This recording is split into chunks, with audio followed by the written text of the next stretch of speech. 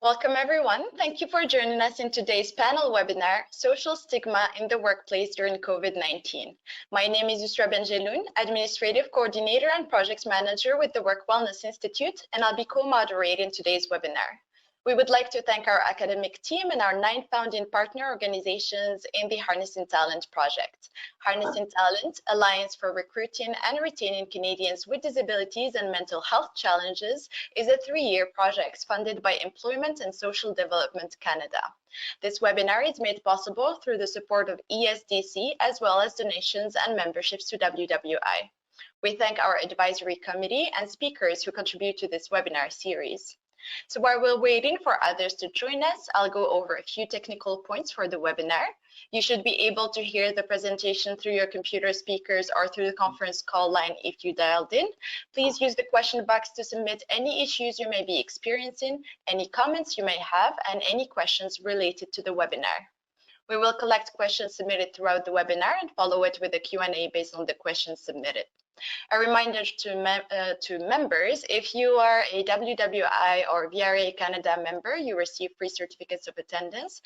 Following the webinar, any questions not answered in the allotted time will be answered and distributed after the event. The presentation will be recorded and posted for free on our website along with the slides. You will be emailed the direct links for all of these items when they're available.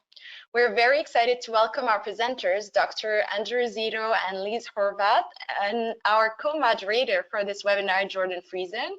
Jordan is a workplace mental health consultant with many years of experience in Canada's nonprofit sector, leading national initiatives focused on corporate mental health.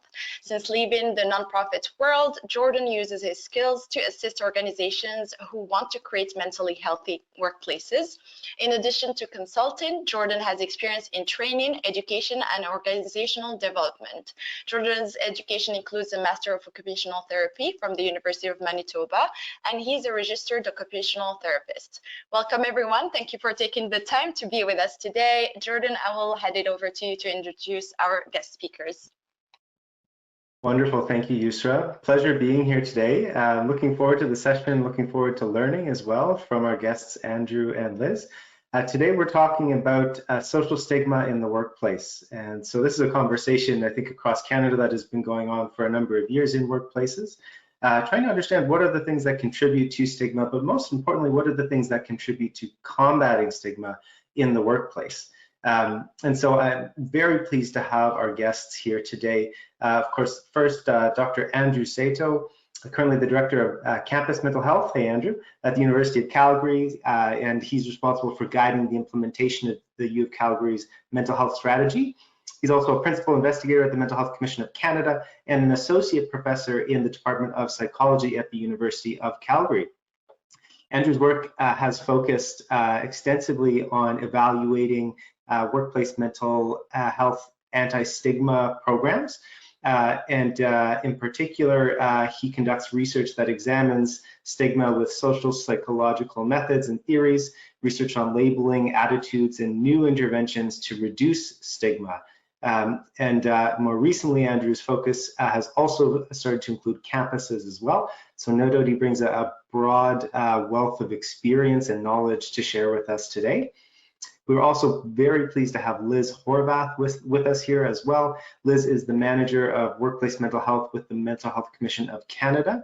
So she leads their workplace mental health program and helps organizations implement strategies that align with Canada's national standard for psychological health and safety in the workplace. Liz herself has almost 25 years of experience supporting organizations to keep workers healthy, safe, and productive. And she is known for her expertise in health, safety, well-being, and management systems, and of course, her ability to empower people to achieve relevant goals within their own workplace. So Andrew and Liz, so glad to have you here. I'm really excited to hear from both of you. This is such an important conversation to have, especially in the context of our new world of work, which of course is always changing and changing more rapidly than we've ever seen it before. So in terms of our time today, I know each of you have some prepared remarks and comments to make, and then we have a lot of time for questions and answers questions from the audiences and answers from you. and of course, Yusra and I will help facilitate that. So to start, we'll turn it over to Andrew. Andrew, would love for you to kick us off and share a little bit more about stigma in the context of the workplace and some best practices from your perspective. Thank you, Joe, and thank you for the introduction. So let me just get my slides going. I'm going to share my screen here and start my presentation. As Jordan mentioned, I am going to talk a little bit about stigma in the workplace, but I'll generally talk, well, first of all, I'll talk a little bit about, give you some statistics and some figures on mental health and mental illness within the Canadian landscape and a little bit on the workplace. I'll further move on to defining what stigma is, the impact, and talk a little bit about stigma within the context of mental illnesses. And then I'll get into some things that we can do to really reduce stigma in the workplace, and specifically mental illness stigma in the workplace, both at the individual and interpersonal levels, as well as the organizational levels. But I'll let Liz talk a little bit more specifically about broader level, especially because she has that experience and does work on the national standard.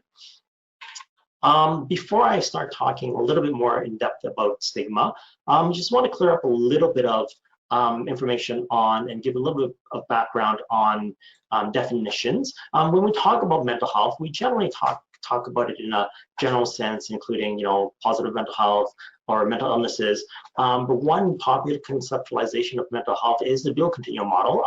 This does come from Corey Keyes, but essentially what this model talks about is that mental health is psychological well-being, social well-being, emotional well-being, and that it is a necessary resource for living a healthy life and a main factor for overall mental health or overall health.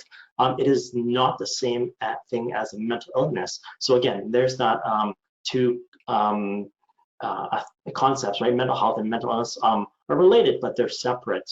And mental illness, as we would define it, are essentially a disruption in functioning based on specific criteria, such as distress or things having to do with disruptions in emotional, social functioning, as well as, mental illnesses are diagnosed by mental health professionals. So those are two things here that I like to separate and talk about. And when we talk about mental illness stigma or mental health stigma, it's more particularly mental illness stigma. So hopefully that clears up a little bit of the language here, and we can move on to talk a little bit about mental health and mental illness within the Canadian context.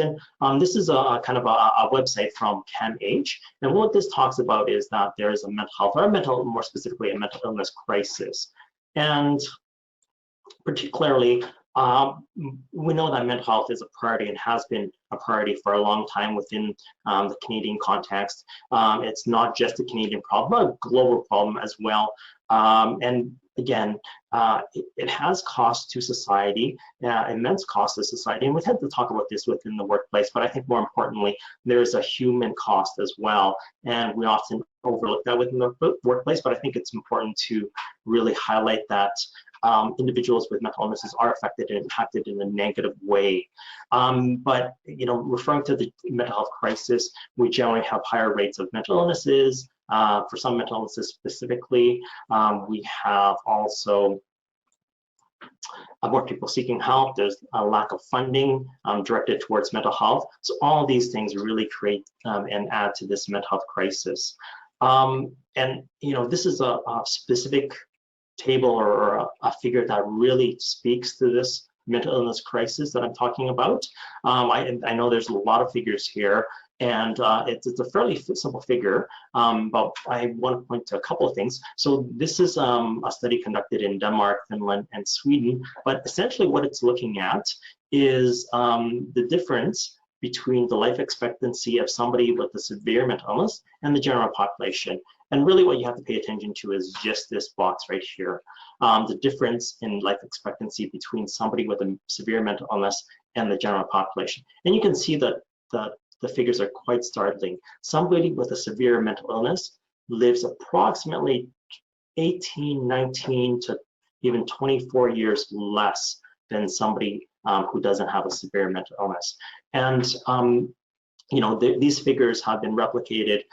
Sometimes they're a little bit less, sometimes they're very similar to this, but this is a really important figure that really, you know, strikes to me the gap between somebody who has a mental illness and somebody who doesn't, and whether it be the treatment, the way their experiences in life. So it's really striking that figure that I just talked about. But I also want to talk a little bit about mental illness prevalence within Canada. And again, just to really show you the importance of this topic, the 1-year prevalence, so 1 in 5, we've all heard this figure before. It's been talked about for many years. So 1 in 5 Canadians have a mental illness within the past year. And if we look a little bit about specific illnesses, you look at major depression, it's about 5%. About almost 3% for generalized anxiety disorder. And then substance use, we don't talk about that as much, but it's actually 10% a year that somebody is can be diagnosable with a mental illness, with a substance use disorder. And we can also talk about lifetime prevalence. One figure that's been talked about quite a bit is 1 in 3 in a lifetime. And actually, this is only for 6 specific disorders. So 1 in 3 for these 6 specific disorders.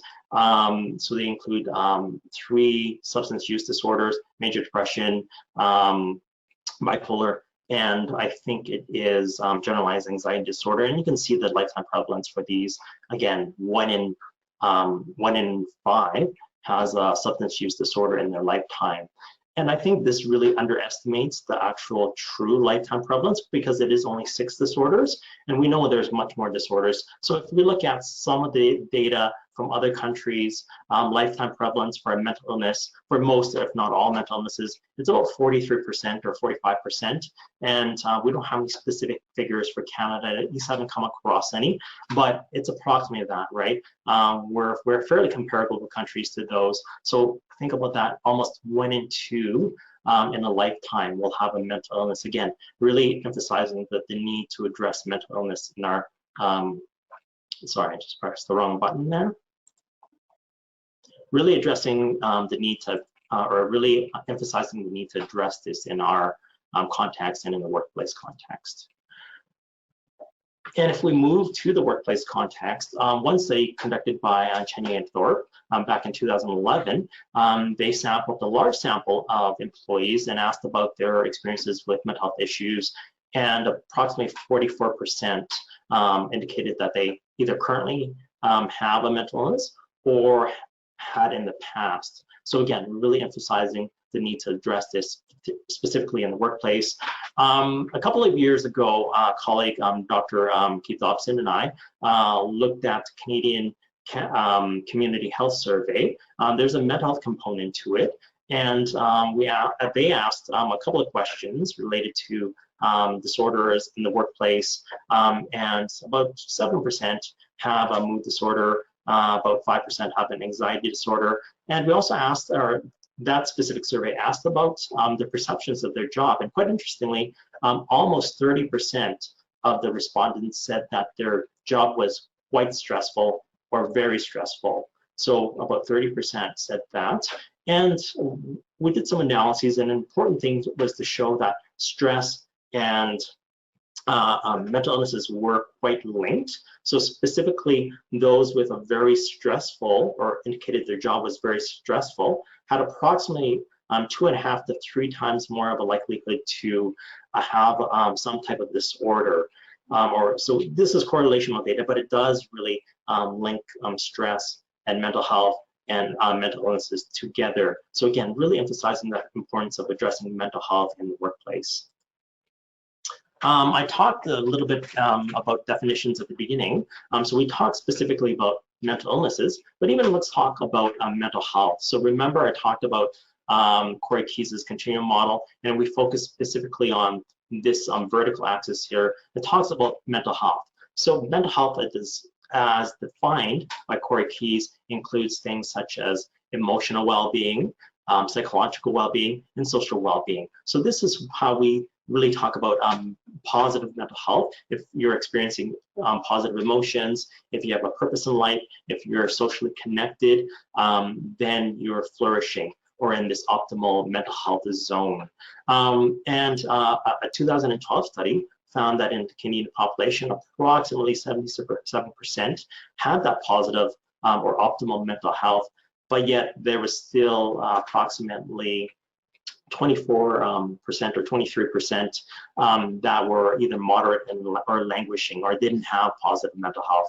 On the right side, it was quite a bit higher compared to those in flourishing, were quite a bit higher than those in the States and Netherlands, in South America or South Africa and other countries as well. So although we have a large proportion of our population that is flourishing or experiencing positive mental health, it's also important to note that not everybody is there, and a large percentage of our Canadian population isn't there yet. And I just want to quickly allude to our mental health during this current time. We're experiencing unprecedented times here. A lot of the research that has come out recently has shown that Canadians are experiencing poor mental health because of the isolation, loneliness, lack of connection. There's a lot more uncertainty, a lot more stress, a lot more anxiety and worry. I know from myself or talking with my wife and talking with colleagues, the workload has changed. I work at a university. We've switched to teaching online, so that has created a lot of stressors for professors and students. So again, that's anxiety, that's stress, that added workload really detracts to our mental health. As well, we're noticing that there is much more substance use, alcohol, cannabis, and opioids. And Liz, in her presentation and in her talk, will address this in a little bit more detail as well. But suffice it to say, COVID-19 has negatively impacted our mental health. So I just want to actually get a sense of the audience here with a poll. Has your mental health been better or worse since the pandemic? So hopefully the poll question gets put up and we can see, oh, there it goes.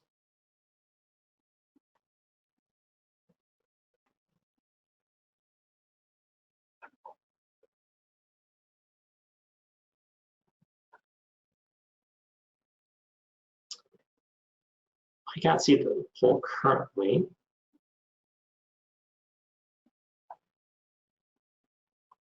Is the poll going on?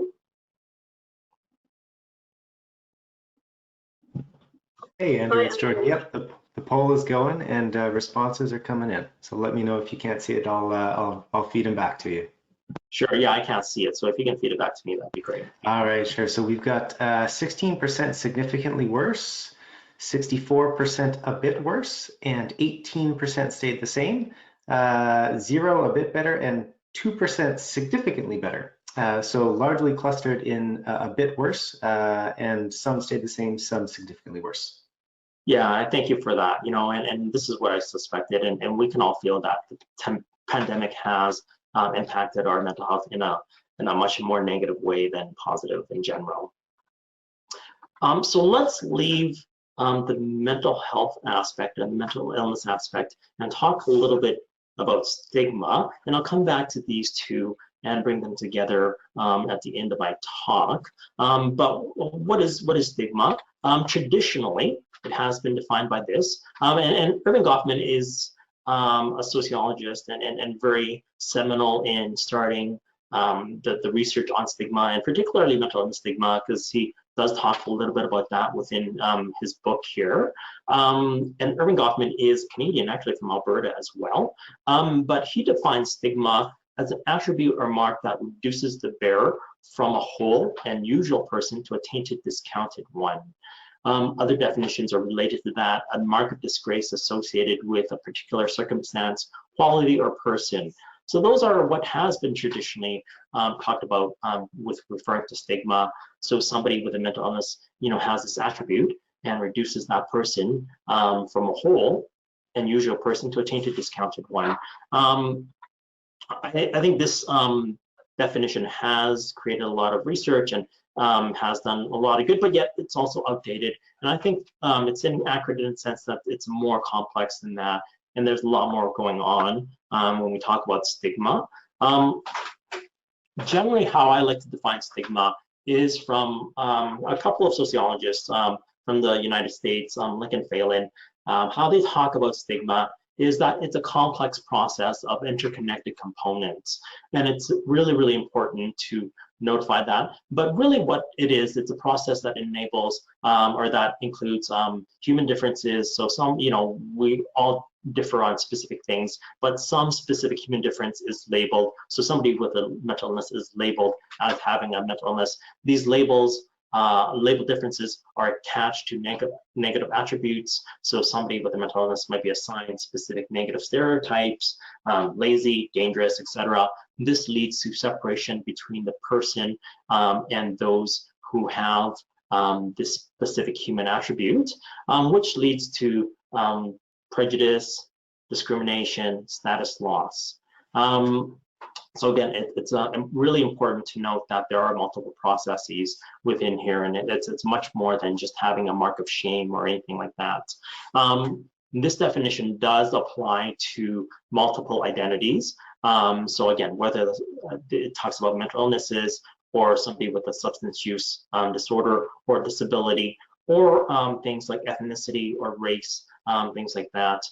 This is covered within this broad definition of stigma, but I will talk about it within the context of mental illnesses. But I think one of the important things that this definition really does is it changes the perspective of how we think about it. So in the previous definition, the onus was on the individual with the identity. So whether that be mental illness or disability or a specific ethnicity, but this really changes this perspective and really says that it's the stigmatizer that is the problem and not the problem of the person with the mental illness, for example. And that it also exists, stigma exists on multiple levels, and that's a really important point that's brought out by Lincoln Phelan. And if we talk about these different levels of stigma, there are 3 or more, but I'm going to generally lump them into 3. So there is, starting from the bottom, intrapersonal or self-stigma, interpersonal or public stigma, and structural stigma. And within this category, I would say organizational and cultural, but they all work with each other and work into each other and reinforce each other. So it's important that we address stigma at all levels. And we'll talk a little bit about addressing stigma at all those levels as we move forward in my talk and as well in Liz's talk. But let's talk specifically about each of these. So interpersonal stigma is something that I think we're most familiar with as a population, as general people. And we hear about this and seen it ourselves, and we might have even done it ourselves, right? So in our relationship with others, have we said something negative about them? Have we discriminated against them? So within the workplace and within the context of mental illnesses, you might hear people say that, that person on leave, yeah, they're going off on leave for depression, or they must be crazy, or they must be faking it or lazy, things like that, right? Or specific hiring practices that, somebody might be up for a promotion, but they might not get the promotion because specifically about their mental illness or mental health status. So that's interpersonal stigma or public stigma, and I think we're, as a population, most familiar with that. But also there is self-stigma. So this is when somebody with a mental illness takes in that public stigma. So for example, if I say I had a mental illness and in the workplace I had heard somebody say, people with mental illnesses are lazy or they're stupid or dangerous, I take that and internalize it and say that, well, yeah, maybe I am stupid or lazy or incompetent. And this leads to decrements in self-esteem, feelings of self-worth, and might lead to things like the Y-try effect. So, because I believe in these things, negative things attributed to those mental illnesses, this prevents me from attaining life goals that I should be able to attain regardless. So for example, I hear that in the workplace, again, these negative things about people with mental illnesses, I internalize that, and a job posting comes up with internally that is a position that I am very well qualified for and I have the experience, but yet I say to myself, well, I have a mental illness, maybe I am not competent enough to apply for this, and I don't apply for it. So that's self-stigma, leading to things like why try effect. And then looking at the broader level, structural and organizational stigma. So these are discriminatory or exclusionary policies, laws, or systems, and there's a lot of instances of these or examples of this. Underfunding for mental health is one structural stigma or structural discrimination piece that exists in most, if not all, countries. We know that, for example, mental illnesses are funded at approximately 8% or 6 or 7% of the healthcare budget, but to really adequately fund mental health, for the general population, I think we need to be at least at approximately 12%, and some research say even 20%, right? To be really on par with the occurrence of and the prevalence of mental illnesses that exist within our population. So again, all these are examples of structural stigma, interpersonal and intrapersonal. Again, they all work together, and we need to address stigma at all levels, right? Including, again, these three that I just mentioned. So again, we know stigma exists in the workplace, and these are just a couple of quotes that appear from Chenier and Thorpe. You might want to take a minute or two to read them. There is so much literature on this, especially with qualitative or interviews, studies in the literature. There's instances of, again, discrimination, prejudice, systematic discrimination, so at the organizational level. So again, these are just a couple of examples. You might have experienced this yourself or seen this happen in the workplace, but suffice it to say, stigma of mental illness does exist in the workplace. So here's the point where I bring all this together. We talked about, the need to address mental health. Mental health is a crisis topic within Canada and globally. Mental illness is on the rise. There's underfunding. People may or may not be getting the treatment that they need. But we also know stigma exists within our context or within our culture, within the workplace. And so what's the important thing that really links these two together is that, stigma is one of the biggest barriers to help seeking. We know that approximately 50 to 66% of those with the mental illness don't seek help, right? And one of the largest barriers to help seeking is stigma. And there's a lot of research on this within the workplace. People don't want to be labeled. People don't want to be known that they have a mental illness because of the potential consequences, whether it be promotion or, getting a better salary, things like that. Mental illnesses do have an impact in the workplace with those who do have that mental illness, right? As well, mental illness stigma is a barrier to accessing care and to the quality of care that, if somebody does access care, it does have a negative impact on the quality of care that somebody receives. And there's lots of examples of this in the media. A physician who has stigma or who is stigmatizing towards those with mental illnesses might not actually treat them for the mental illness. They might think that they have a physical illness and not directly treat the mental illness, or they might just say, it's all in your head, right? So we know these cases in the media, for example, and there's, again, less funding to mental health services, and I talked about that. So again, the important point is that mental illness stigma is a big barrier to care, but we know a lot of people do have mental illnesses, and a lot of it don't seek help because of it. So again, just really to reinforce the importance of stigma reduction, when I talk about stigma reduction, I see it as a threshold concept. And threshold concept is an idea that comes from the educational literature, but what it is, it's a piece of knowledge, a piece of information. Once you retain and really do understand, it leads to changes and understanding within that topic area. And I see stigma reduction as that threshold concept. So if we talk about the individual with a mental illness, if we do reduce stigma, that could potentially lead to help seeking, better prognosis, outcomes for the individual, increased functioning and well-being, and increased work efficacy, for example, in the workplace. As well, if we reduce stigma, for example, in the workplace, we shift thinking and attitudes, more acceptance, more supportive workplace environment, positive outcomes for those with mental illnesses, more dialogue, changes in policy, for example. So this might be at the broader organizational level, less stigma, less prejudice, less discrimination.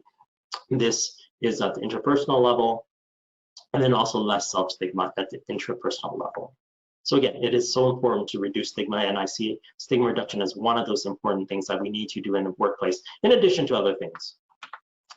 But just to wrap up my slides and my portion of the talk, I'll focus on a couple of things that we can do to reduce stigma in the workplace and create a more supportive workplace. And I'll focus more on the interpersonal and intrapersonal levels. But one of the best things that we can do ourselves is actually to reflect on our own beliefs, attitudes, behaviors, right? We can't change if we don't know, right? If we don't know that we have stigmatizing beliefs or attitudes or behaviors, we can't change them. So reflecting on them and making a concerted effort to change them is so important. And actually one important place or simple place that we can really reflect our own behaviors is actually our language. How are we using our language? Are we saying, you know, that person is crazy, or, you know, people with mental illnesses, you know, are lazy or dangerous, or are we using that in our conversation and understanding how we use that?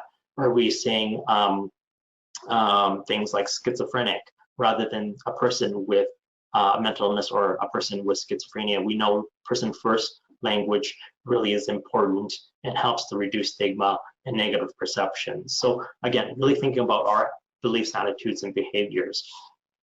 In the workplace, we can also implement mental health promotion, promote mental health resources, and do this through multiple channels. One of the biggest problems, not problems, concerns within our context, within the post-secondary context is, and I'm sure it exists in other workplace contexts and sectors, is that there's a lack of understanding of all the great resources that we have on our campus, whether it be for students or whether it be for faculty and staff. People don't look for mental health resources until they need it. And by that time, it's often too late. And somebody who is in crisis, it's really hard for them to access resources or find resources. And it's much better to know beforehand. So understanding resources and promoting them through multiple channels is important. And, you know, implementing mental health promotion things such as, for example, Beth Let's Talk is tomorrow, actually, if I'm not mistaken. So we're doing that on our campus tomorrow and doing that within our students and in faculty and staff as well. So within the workplace context, we're really promoting Beth Let's Talk and engaging with our employees to engage with that initiative. And then again, one final thing that we can do is to implement mental health programming. There are lots out there. But one of them I like to highlight is the Working Mind. It is evidence-based, and I've worked on this program for quite a while with Dr. Dobson, who I mentioned earlier. And actually in a previous webinar, I taught quite a bit about this program. I'll remind you of it briefly. Again, this is the Working Mind program. It is offered by the Mental Health Commission of Canada, and the objectives of the program are to reduce the stigma of mental illness first and foremost, also promote mental health in the workplace, reconceptualize how we think and talk about mental health, and give really people a simple way to think and talk about it, right? Help one identify poor mental health in themselves and how to support the peers who may be experiencing mental health problems.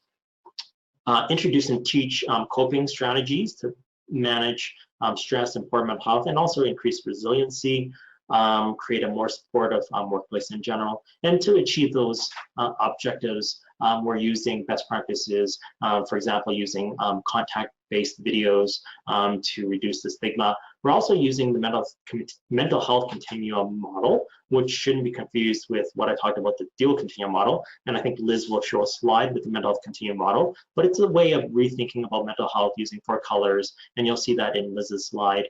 And then again, we teach the skills, which are very important to help reduce the impact of whether it be stressors or negative mental health. And again, really focusing on creating that supportive workplace. I keep pressing the wrong button. Okay, so this is my last slide. We can reduce stigma at the interpersonal level, but we can also really focus on the organizational level. If we don't do all three, then it's going to be less impactful, less effective. But some of the things that we can do at the organizational level is to review policies, processes, and procedures through a mental health lens. One resource that I would like to point to is actually the post-secondary standard, as a complement to the workplace standard. The post-secondary standard for mental health and well-being in post-secondary students just came out in October of last year, and actually was on the technical committee to create this.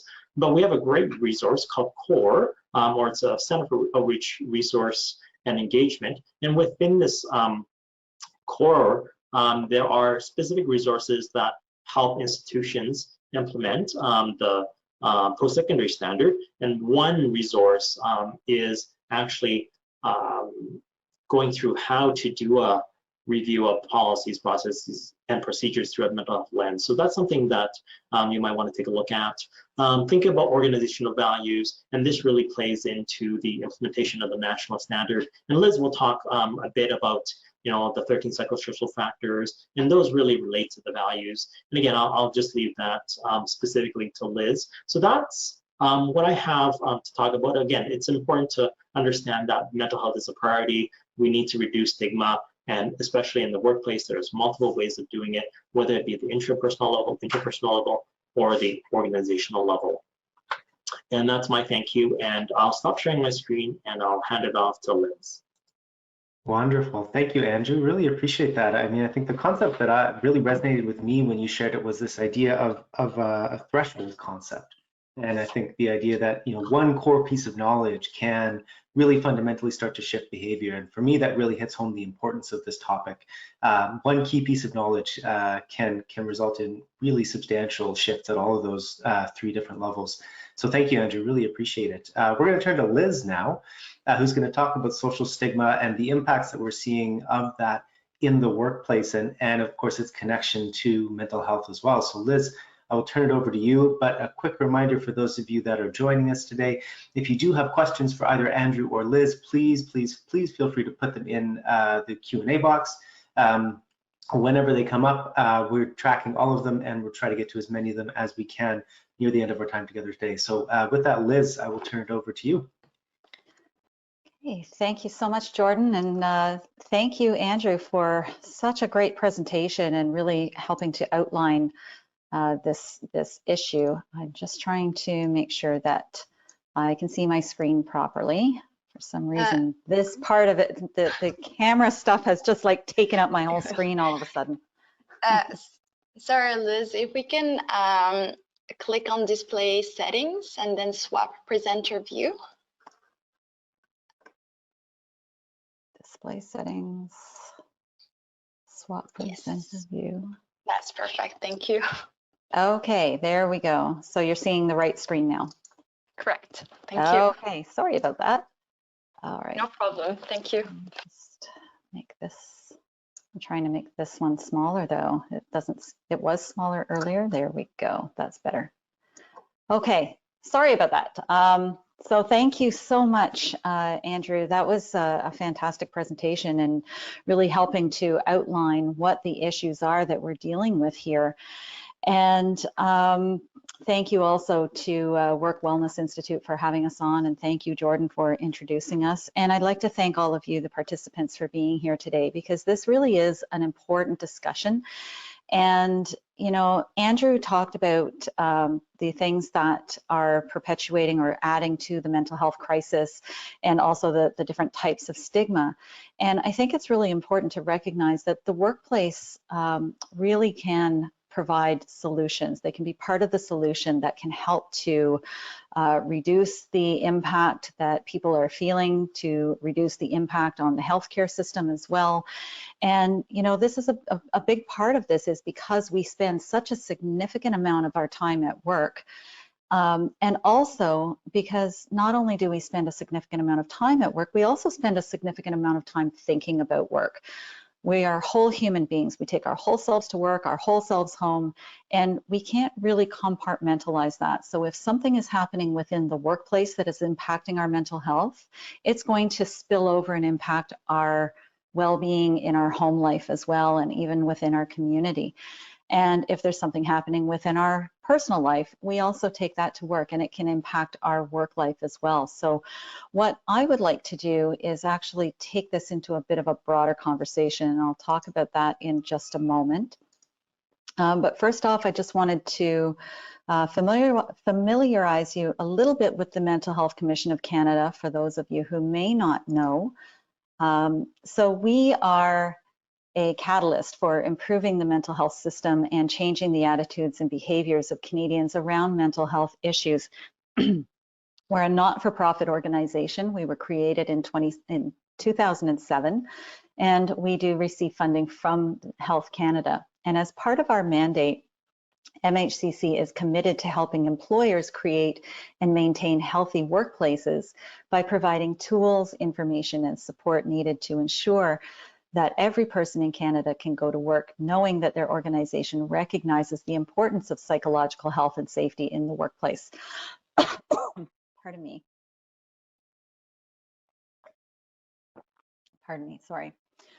MHCC also commissioned the development of the National Standard of Canada for Psychological Health and Safety in the Workplace, which was released January 13th, 2013. So we have literally just celebrated the 8th anniversary of the standard. And it's hard to believe that it's been that long. But since then, we've been working to help organizations align their workplace mental health strategies with the standard. And that's much of the work that the department that I'm involved in leads up. So if you have any questions about aligning with the standard, please feel free to contact me. So what we're talking about today, what I'd like to do, as I said, is broaden the conversation. So we're going to talk about social stigma in the workplace with respect to understanding the impact of discrimination and xenophobia in the workplace, and how these forms of stigma affect the well-being of both our workers as well as the well-being of our organization. And then we're going to take a look at the national standard for guidance on how to address these issues to effectively reduce the risk, pardon me, pardon me, I'm sorry, I have a tickle in my throat. There we go. Sorry, we'll have a look at how to use the national standard for guidance on how to address these issues to effectively reduce the risk of mental harm and physical harm in the workplace that can arise as a result of these attitudes. So I want to start off with a little bit on the impact of social stigma and pandemics and what we've seen with respect to the impact of the pandemic on mental illness. And Andrew did introduce this and talk very well to, what the mental health of Canadians was leading up to the pandemic, as well as a bit in talking about the pandemic. What we've seen from the latest research from University of British Columbia, along with Canadian Mental Health Association. This research was released just December 20th, 2020, so it's fairly new. And what we've seen is that the second wave of the pandemic has really intensified the feelings of stress and anxiety that a lot of people are feeling. And it's causing alarming levels of despair, suicidal thoughts, and hopelessness in the Canadian population. That's from the report. 71% of people are worried about a loved one or a family member dying. 40% of people are saying that their mental health has deteriorated since last March. And there is a more pronounced decline among people who are in certain groups. So people who are unemployed, youth, Indigenous peoples, and those who identify as LGBTQ+, and those with disabilities. We've also seen a sharp increase in thoughts of in hopelessness and suicidal thoughts and feelings, and this was quite marked. It's 10%, which is up from 2.5% last spring, and that is a pretty significant increase. In addition to that, another thing that happens during pandemics, and we've seen this in looking at past pandemics and epidemics, is the impact of what we call xenophobia. And I'll talk a little bit more about what that means in a moment. But an Angus Reid poll of more than 500 Chinese Canadians in June 2020 showed that nearly half have been victims of things like being called names and being insulted, and 43% had been threatened or insulted. And when they talked to other people, 14% of the people that they talked to either believed or they were unsure of whether all Chinese people carry COVID-19. So I think you can see where I'm going with this. Xenophobia, when we add this impact of that fear of the other person or fear of somebody within the context of trying to protect ourselves from something that is already having an impact or a threat to our well-being, it just increases the whole spectrum of what we're dealing with here. And it affects the mental health of those people who are being targeted, but it also affects the mental health of other people around them as well. And it impacts the organizations that we're dealing with. So that's why I want to have this broader conversation, because we've been hearing more and more and more about this.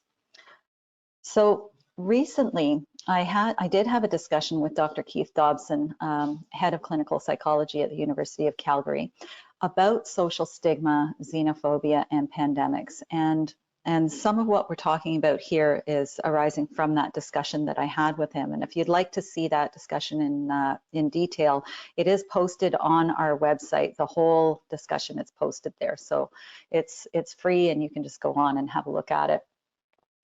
But what we talked about was that social stigma in the midst of a pandemic is what we might consider almost a normal occurrence. Now, when I say that it's a normal occurrence, that does not mean that it's an acceptable occurrence. So I want to really clarify that point. It's not appropriate and it's not acceptable, but it's something that is seen quite a bit.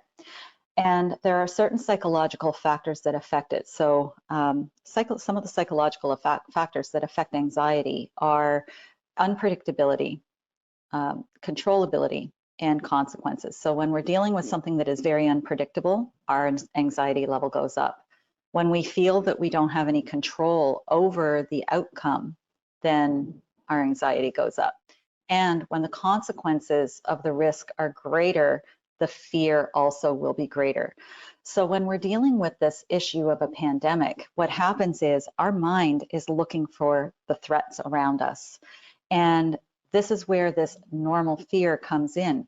And when we're dealing with something like a pandemic, where you've got this virus that's spread and the impacts of trying to deal with that virus. So for example, the lockdowns and all of the protocols that we're having to follow now, there can be greater fear of the other people. There can be greater fear of strangers. There can be greater fear of other people who may be associated with that perception of where the virus may have come from.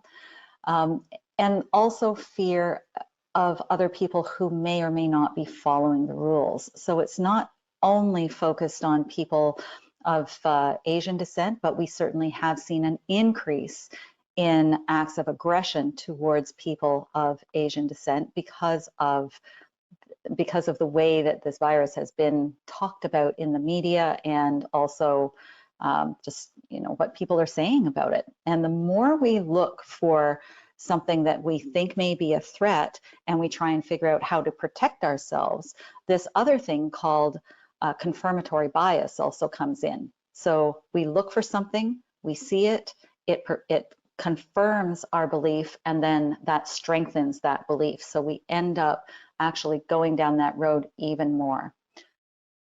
Now, another thing to really understand is that this does not mean that everyone who may be exhibiting signs of xenophobia and social stigma, it does not mean that they have always been a racist. It doesn't mean that they haven't either. There are people who are racist, and there's certainly no denying that.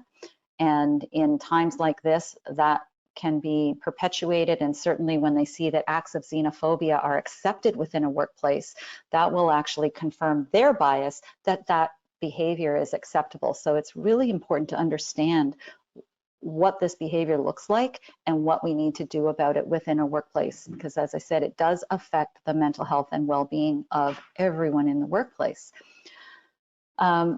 So as we're dealing with this and understanding and having a little bit more empathy with the fact that this is the brain's normal defense mechanism against something that it sees as a threat to ourself or our family, and that it's not acceptable, it helps us to be able to figure out, okay, how can we have the conversations that we need to have and implement the controls that we need to have, the risk controls within our workplace to really deal with this? How do we open these conversations? How do we talk to people about it? We want to help people make sure that they're, that those unconscious biases are being perhaps challenged so that they can see in areas where it may be, unfounded, or that, being around these other people is not necessarily going to increase their risk. But also what we have to do within a workplace is make sure that we've got the right education and the right controls. And we'll talk about that a little bit more a bit later on. What does this look like within a workplace, you might be wondering, and feel free to type into the chat screen, if you've seen this, what you might think are the types of behaviors that you might see within a workplace if someone is exhibiting signs of xenophobia. So we start with things like microaggressions. So some examples of microaggressions might be things like snubbing someone, or ignoring them when they're speaking, rolling your eyes. If you're in a meeting with somebody and they're talking, just rolling the eyes and just really making them just feel like they're not of value. Being dismissive of that person. They may have good ideas, but just dismissing their ideas because of this underlying stigma that is there. And there's a lot more examples that I could go through, but for the sake of time, I won't go into them all. Some other ways that it is played out that you might see: avoidance of certain people. So that can be conscious or unconscious, just deciding not to go certain places or be near someone because of that bias that you may have towards them. Shunning people who you associate with the pandemic. Shouting, spitting, harassment, and we start to see it going along this continuum of aggression, and it can actually lead to violence as well. And certainly we have heard, and I think everybody's seen situations on the news, for example, and we've heard people talking to us also at the Mental Health Commission about instances, for example, within healthcare and even within retail, where people have been subject to these kinds of behaviors, and it's been very, very hard on the people who are out there on the front lines just trying to do this work. Now, if you're working in isolation, this can also affect you as well, because the other thing that we've heard is that some people really are enjoying working from home and not having to go out and be in those social situations, especially people with social anxiety. And that can make it really difficult for someone thinking about going back into the workplace, but especially if they're from if they are within one of these groups that may be targeted with xenophobia or social stigma. So whether it's someone with an existing mental illness or someone from one of those groups that we talked about, it can be really hard on them. And we've already seen that there's this increase in mental health concerns, with the deterioration and the feelings and thoughts around hopelessness. So we really want to work on how can we minimize the overall stress burden that people are experiencing so that they can do better work and lead a better life. And we can get through this together.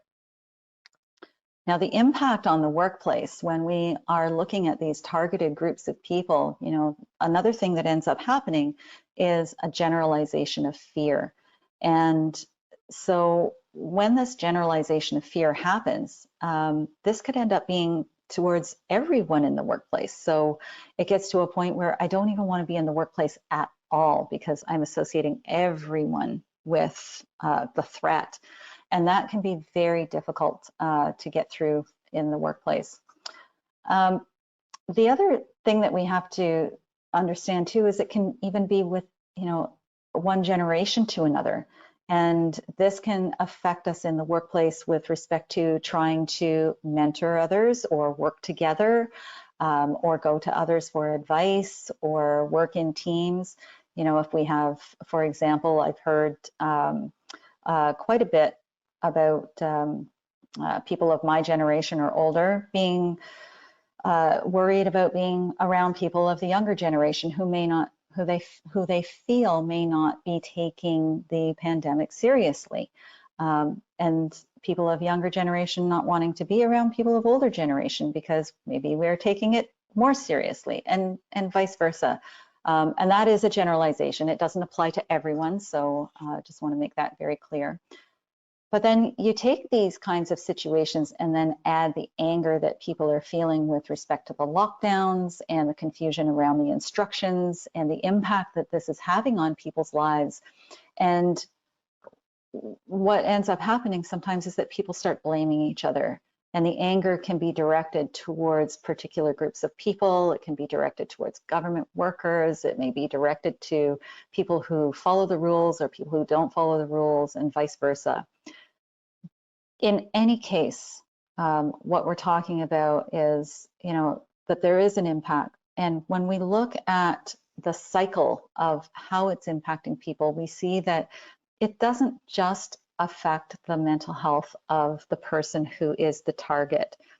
Certainly the person who's the target is going to experience increased fear and anxiety about their own safety, as well as the safety of their family. Possibly they may be less motivated to be at work. They may hide or disappear. They may become incivil. They may start to show signs and indicators of deteriorating mental health. And they could become a victim of harassment or violence, or even decide to put in a work refusal, which we've been seeing increasing work refusal since the pandemic as well. But the aggressor also has negative consequences. They may be less, they're less, but there may be a natural tendency to justify their own behavior through what's called cognitive dissonance, which means that they're putting the blame on the other person. And that's really unhealthy. And it drives up the sense of threat and justification and perpetuates the aggression and the continued behavior. It also affects bystanders, and having those feelings, those negative feelings around you, if you're a bystander, can really cause a sense of helplessness and even guilt and shame and embarrassment at our own reaction if we don't take a stand.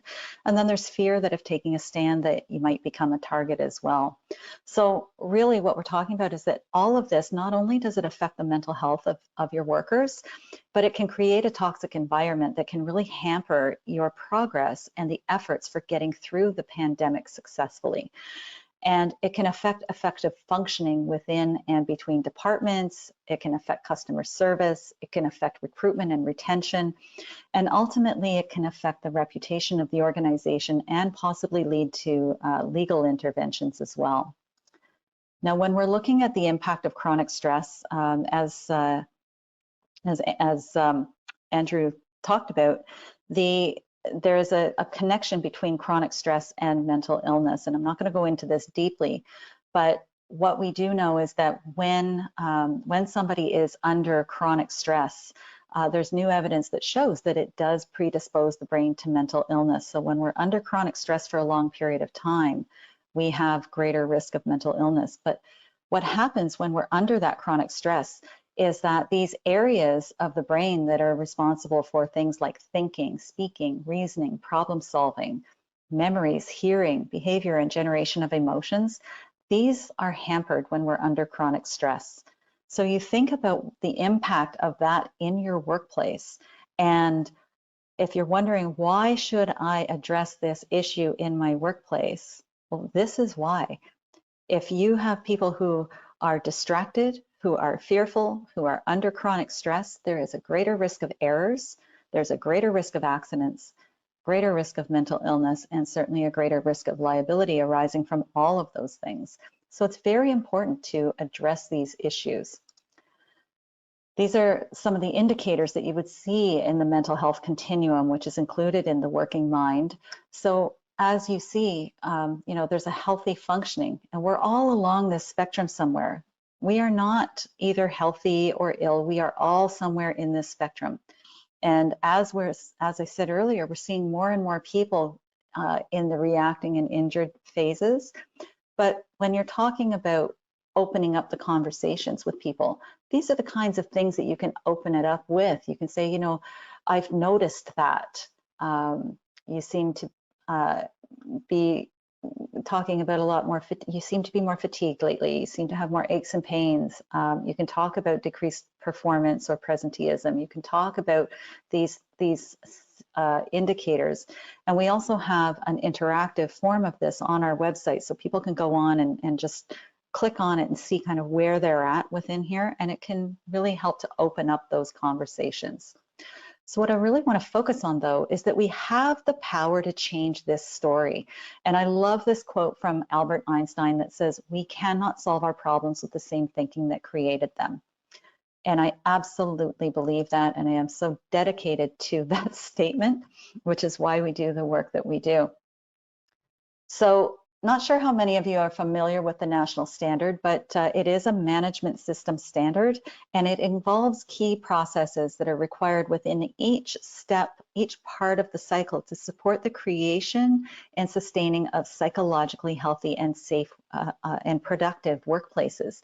So, you know, it goes from policy to involvement to risk assessment and control to programming and integration of psychological health and safety within your operational processes, to monitoring and corrective actions and continual improvement. And it's helpful to look at this issue in terms of how it plays out through the life cycle of the management system, so that you're not just looking at one thing and thinking, okay, well, I'm going to do a webinar on this and that's going to solve the problem. It's really looking at how do you integrate psychological health and safety into the way that your organization does work that makes the difference. And one of the key things is that, and you've probably heard a lot of people talking about the 13 workplace factors. So these are the workplace factors that are contained within the standard. And what this means is, you know, the standard has a requirement for hazard identification and risk assessment and risk control. And they recommend these workplace factors as things that you should be assessing to figure out, you know, what are the risks that I need to control. And I'd like to just point out that there are actually 14 here, and we're going to be doing more communication around the fact that there are 14. But other chronic stressors is one of those areas that, you know, it's according to what employees are saying are other chronic stressors that may not be caught within these other buckets. And there are industries and organizations that have identified other chronic stressors that their employees have brought forward. And we've been hearing from some organizations lately that they feel that you know, inclusion and diversity or discrimination should be listed as one of the workplace factors. And so we'll be having more discussions around that, whether that is, whether it's going to be something that might be incorporated into the standard, or whether it's just, you know, how do we help organizations with identifying those other chronic stressors. But the point I want to make here too is that these factors are all interrelated, and when we make an improvement in one, we make an improvement in the others. And when we are suffering in one, it will also be affecting the others. Now, it doesn't mean you have to look at this right now and go, okay, well, which factor do I need to work on right now? Obviously, when we're talking about social stigma and xenophobia, we're talking about civility and respect in the workplace. And we're talking about psychological protection in the workplace. but we're also talking organizational culture. We're also talking psychological social support. We're also talking about recognition and reward and growth and development and involvement and influence. So you can see how they're all interrelated. But if you look at it in the terms of what are the basic human needs at work, because this is really what we're talking about. And these factors all affect our basic human needs at work. And when we're talking about social stigma and xenophobia, I mean, you can see that these issues are right at the base. Like, these are the things that really affect how well a person is able to focus and how valued they feel within the workplace.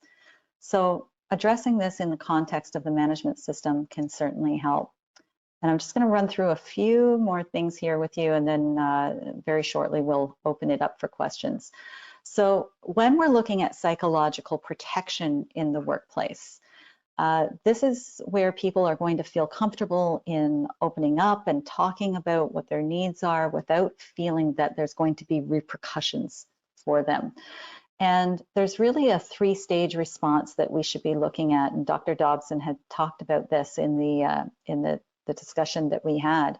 And the first stage is acknowledging those concerns, that there really are those concerns, really understanding that what people are feeling and what the issue is, and naming it, helping people to legitimize their feelings and helping them to feel safe within that context. The second is providing accurate information and setting boundaries. So making sure that that people are reminded of the steps that they can take, that there are policies and procedures to protect them, and where to go for help when they need it.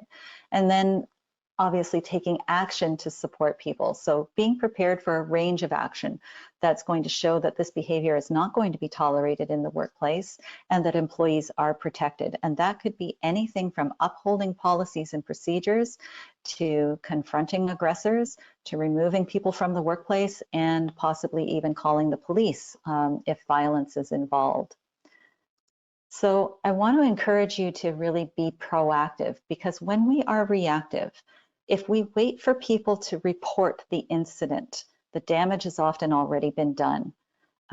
Mental health has been affected, possibly physical health has been affected, and all those issues related to the work has also been affected. So we really want to be proactive.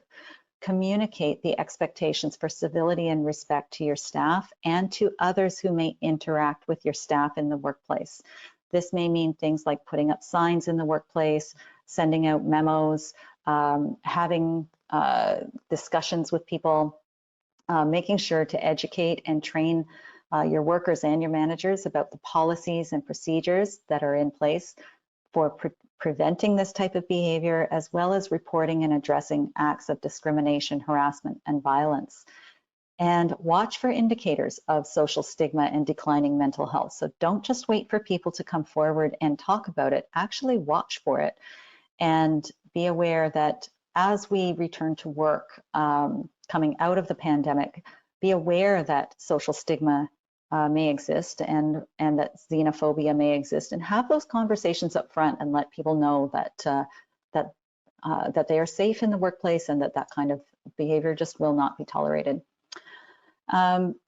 In doing so, you also want to establish safe spaces for dialogue about the challenges and needs that people have. So making sure that people feel safe with coming forward and having those open conversations. So this could be, having group conversations where it's safe for people to come forward in groups and talk about these things.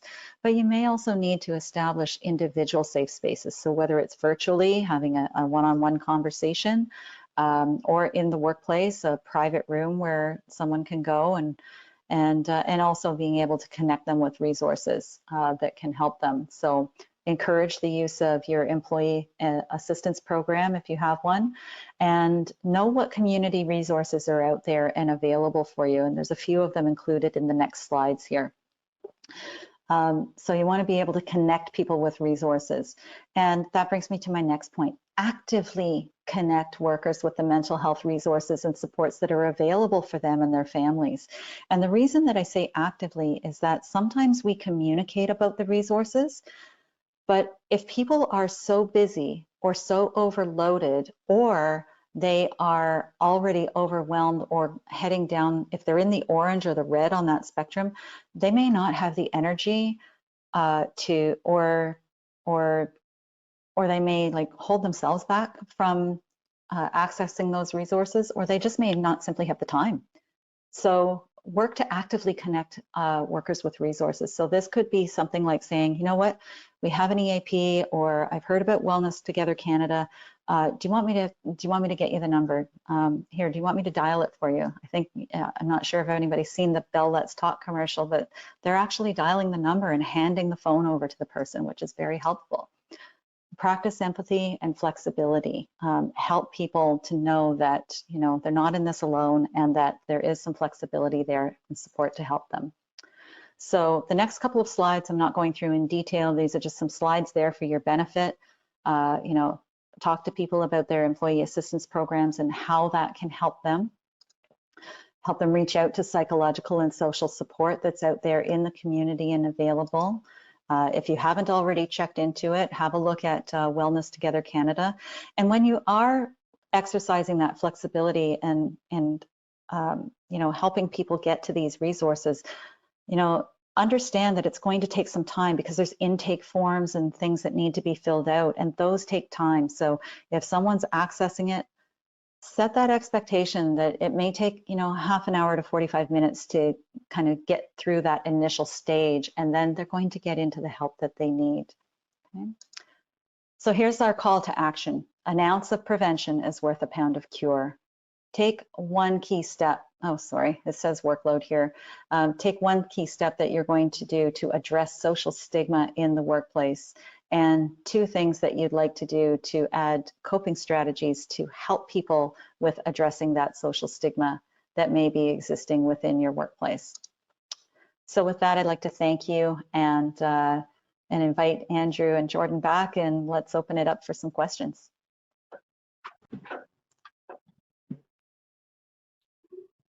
Wonderful. Thank you so much, Liz. That was interesting, and admittedly, I haven't heard anyone talk about that connection. So it was, I certainly learned a lot hearing from you, and of course, such a relevant issue in all of our workplaces, and the tie to mental health and psychological health and protection is so obvious. So you made it so obvious. So thank you for that. We've got a few questions that have been coming in, and I've got a few questions of my own as well, so we'll mix it up. But Liz, maybe with what you said fresh in our mind, a question that came in around boundaries. So when we talk about setting boundaries, can you describe in a little bit more detail what boundaries are we talking about, and how can you actually set them appropriately within the workplace? And I think this applies of course, in many instances, how to set boundaries within a workplace. But as far as this issue goes, what are these boundaries that we need, and how do we set them at the organizational or even sort of team level as well? That's an excellent question. And because, yeah, like you said, Jordan, there's so many different types of boundary issues that we may deal with. So when we're talking about social stigma, though, some of those boundaries may be boundaries as far as, you know, acceptable ways of talking to me. So if I am feeling that I am a target of social stigma, then perhaps some of the work that I may need to do is look at both my, you know, how do I talk to myself, and how do other people talk to me, and what's acceptable for me? What am I going to accept? What is beyond that boundary? You know, if I am accepting that people are putting me down, or eye rolling all the time at me, or snubbing me, those boundaries may be that, you know, okay, that's crossed a boundary. You're treating me with disrespect. So understanding what are those things that I need to feel valued and respected, and making sure that people are not crossing that boundary. And that may require a conversation with your supervisor, or, you know, if your union rep or joint health and safety committee, or whoever, but somebody within the workplace who can help you to identify what those boundaries are, and help to make sure that those boundaries are supported. Because to try and set those boundaries and just uphold them all by yourself can be pretty scary sometimes for some people, and it can be difficult. So you do need to make sure that it is supported within the workplace. And I would recommend that anybody identify what those boundaries are, not just people who are feeling targeted. Okay, great, thank you. Andrew, I want to jump to you and we'll take it in a slightly different direction. So, and I suspect, Liz, you'll have something to say about this as well. But based on that poll that you conducted, Andrew, the majority of audience is experiencing, what seems to be either a moderate or significant decline in their mental health. So, when we're talking about in many ways organizational level change, but at that individual level, what should those people do? I mean, all of us, right? I mean, that's all of us really. What should we be doing, and what can employers do to more effectively support us to look after our own mental health? Yeah, and that's a great question. And there's so many things that we can do. I think first off, I think there are a couple of things as individuals we can do is to really understand where we're at with our mental health, right? And to really reflect on that using things such as the mental health continuum model to understand where we stand, right? Whether if we're in the yellow, orange, or red, and when to access resources when we're moving down the continuum, right? So, for example, also, I mentioned resources, and Liz mentioned resources. Understanding the resources beforehand, right? Understanding what you have available for you. So, whether it's the FAP or the resources that exist nationwide, right? Because I think one bright spot in the pandemic is that we've highlighted mental health as an important topic, and even more so than before, and also a bunch of resources, good resources have popped up and are accessible. So really understanding where you are on the continuum, for example, understanding the resources that exist are important, and also really thinking about yourself, but also support others, right? Reach out, that connection, that loss of being in the workplace, for example, we're doing this online, right? I'm missing that person-to-person connection. So really reaching out and connecting.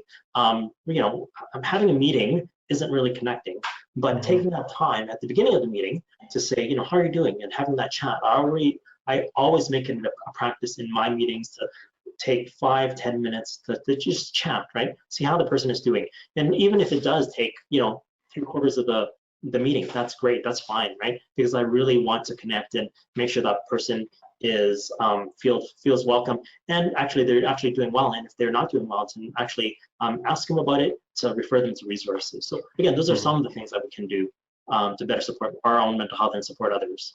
Thanks, Andrew. I think what you've hit on is certainly what we've been hearing throughout the pandemic is this push to stay connected. And I think often we forget just how good that is and how good that feels for our mental health.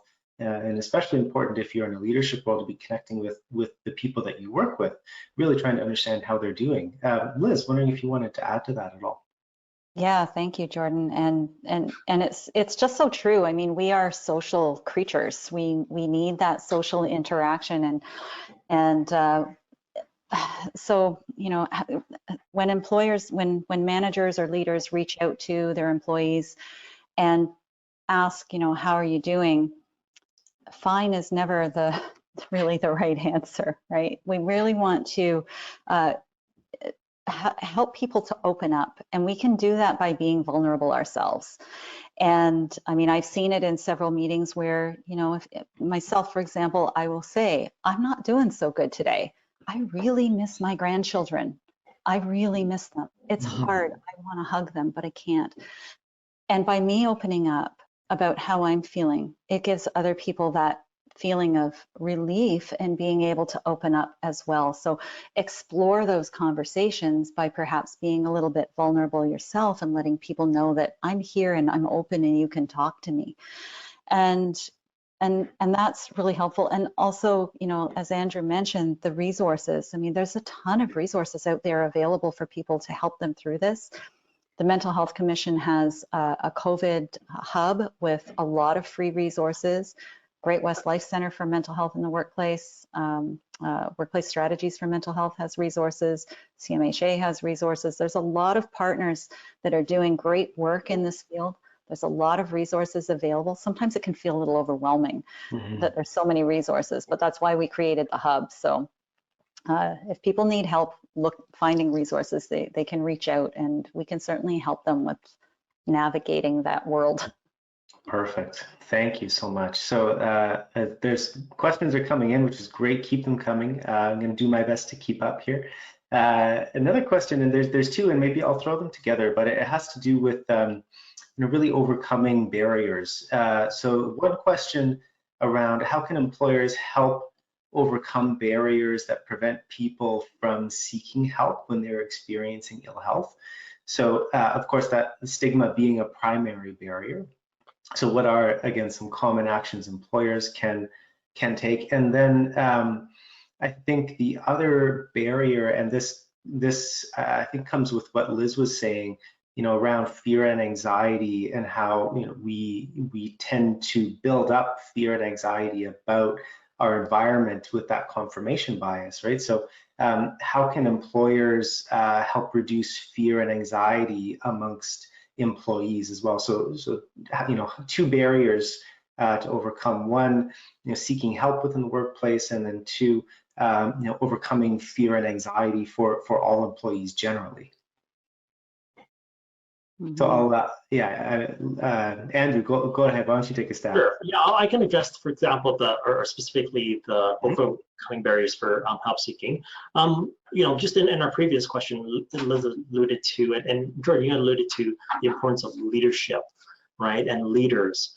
It's so important for leaders to really be the guide or the template or the example. If a leader, has experienced mental health issues, the leader, it would be great if the leader could talk about the experiences. And again, it's up to the individual. But if the leader can do that, it really sets a precedent and example, and really creates that and opens up that culture, for talking about mental health, accessing resources. Again, it's so important for the leader to take that example, or to lead that example, lead with examples, and lead themselves and access resources themselves and show that it's okay. So I think that's one very, very important step that reduces the barrier to seeking help within the workplace. Mm-hmm. I think the concept from an academic perspective is contact-based education, and I suspect that's sort of what you're referring to, right? Is the closer we can relate to somebody who has had that experience, the more it's going to help to reduce stigma, and stigma, of course, being that primary barrier to help-seeking behavior. Is that fair? Yeah, no, and that's exactly it, right? Contact-based education is the best way to reduce stigma, and also there's that added impact of that leader actually going forward, because they hold that position, they're that example, and they actually set the tone for the organization or the the department or whatever, right? Absolutely, it can help shift that culture. Liz, want to jump to you? How to overcome the barrier that is fear and anxiety around being perhaps in a workplace. Any thoughts there? How employers can approach it? Yeah, really, it's about being opening up those conversations, talking with people, inviting people to talk about what their fears and anxieties are about the workplace, and then being able to show that, okay, here's what we've been doing to help to keep you safe, to help to keep you healthy, to address those fears and anxieties that you may be having, and also providing credible sources of information, because there is a lot of confusion in some cases as to, okay, well, these rules or that rules, or if I'm working in a building that has common areas, how do we deal with that? What's being done to protect my safety? And then another thing might be, we may need to provide accommodation for people. There may be situations where, by providing some accommodation and a little bit of flexibility, that can in itself can reduce the level of fear and anxiety, because it's helping that person to be supported and healthy and productive in the workplace. And in other cases, it may be saying, okay, well, maybe we're not ready to come back into the workplace just yet, and that's okay. So it's really having those conversations and finding out just what are the fears, what are the anxieties, and what are we doing about it, and being really, really clear. And if we don't know what we're doing, if we don't have the answer, be honest about it and say, okay, I hear you. I'm going to take that and I'm going to look into it some more, and I will get back to you, and then get back to them. Gotcha. So there's an accountability piece, and I think what you said, it reminds me of something I heard early on in the pandemic from McKinsey, the management consulting firm. You know, in times of uncertainty, say what you know, say what you don't know, and say what you're going to do to find out. Yes. And you know, I think it's the idea that fear and anxiety often breed in the absence of information, and so providing that accurate, up-to-date information is really one of the keys here. We've got a few minutes left, and there's a couple more questions I'd like to tackle, and I think probably both of you can speak to this one. It's around the working mind, and there were a couple of questions that came in, but in particular, let me see, sorry, can you elaborate on the Working Mind program or similar programs, but not just about the content, but I think in particular, how does it, what's the mechanism by which it helps reduce stigma in the workplace? I think that's a really critical, it's a really critical question to understand the answer to. Yeah, maybe I can start off there. The Working Mind itself, and generally other programs, but specifically focusing on the Working Mind. And Jordan, you mentioned contact-based education, you know, seeing others' experiences, talking about focusing on things like recovery, seeking treatment, getting help. Those are all embedded within the Working Mind, for example. There's a series of videos that takes you through journeys of those with experience. And again, those are really what is doing it for reducing stigma, but also the other components of the program, for example, the mental health continuum model is, I think, a stigma reduction tool as well. It's teaching people how to think about mental health and also talk about mental health. You know, in piloting the program, we piloted the program in various places, workplaces, sectors.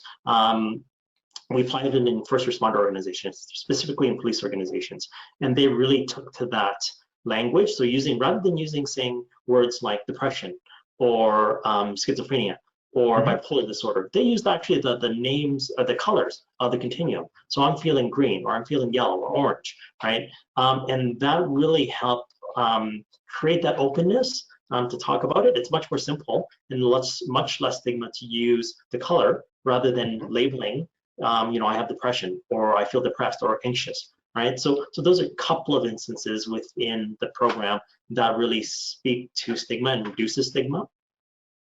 That's fantastic. I mean, Liz, and you've likely seen the program roll out in many workplaces. From your perspective, what are those key elements of the Working Mind and other similar programs that help reduce stigma?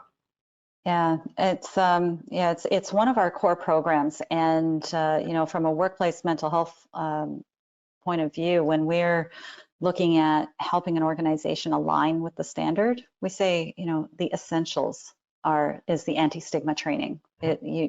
People need to have the understanding of what we're talking about. They need to have the language that to use. And what I find that these programs really help with is that level of empathy and that level of feeling comfortable, because a lot of people may be experiencing issues around mental health or mental illness. I mean, you saw the numbers that Andrew talked about, but they don't know how to talk about it, or they're afraid. Sometimes people are afraid to bring it up. They don't know what to say. They don't know if they're going to make things worse. They don't want to make things worse, or they're afraid that they might get drawn into something. These programs really help with having those conversations and helping to kind of get over those fears, ease those fears. The other thing is that, you know, the Working Mind is focused on prevention. And there's another program called Mental Health First Aid, which also is an anti-stigma program. We consider it complementary to the Working Mind, and it's focused on response. And so with Mental Health First Aid, you know, similar to physical first aid, it's just that first response. If somebody is kind of in a crisis situation, what are the right things to do? And you're going to have somebody in your workplace who's able to respond and help that person get to the support that they need.